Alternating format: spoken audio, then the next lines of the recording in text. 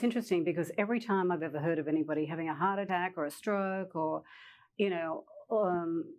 all sorts of issues caused by heart problems, they had no signs. Yeah. So if you were writing a book to give people advice at different phases, ages in life, 40, 50, 60, whatever, what advice would you have? Yeah. Well, number one is just looking at your family history. You have to look at your family tree. If everybody in your parents' generation had a heart attack by the time they were 60, you probably ought to get yourself checked out, even though you've never had a symptom before by the time you get your 40s or 50s. Yeah. Two, I would say, is almost everybody, by the time I see them and they're faced with the fact that, I'm going to have heart surgery, when you start asking them, okay, they said, I just started having symptoms this week or last week. Well, if you really think back about it, they almost all say, probably it was a couple of years ago I started to notice something, because almost nothing just lands on you. Now, people have like the big heart attack, the classic big heart attack. They come into the hospital, they often go to the cath lab and a cardiologist stents it.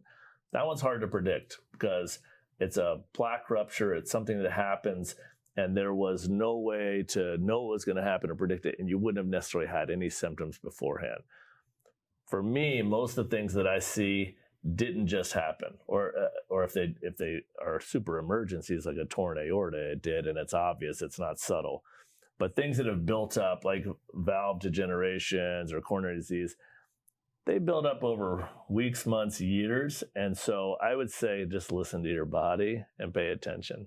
If you used to be, you were taking a 2-mile walk every day, and now you just kind of like to sit on the couch, and the idea of taking a 2-mile walk isn't even enjoyable because you'd be too winded or tired. Well, what's that tell you?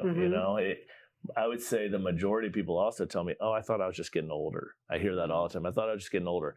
Just getting older in and of itself isn't necessarily a recipe to feel worse. Right. It doesn't mean you should feel more tired. It doesn't mean you should not be able to live your life.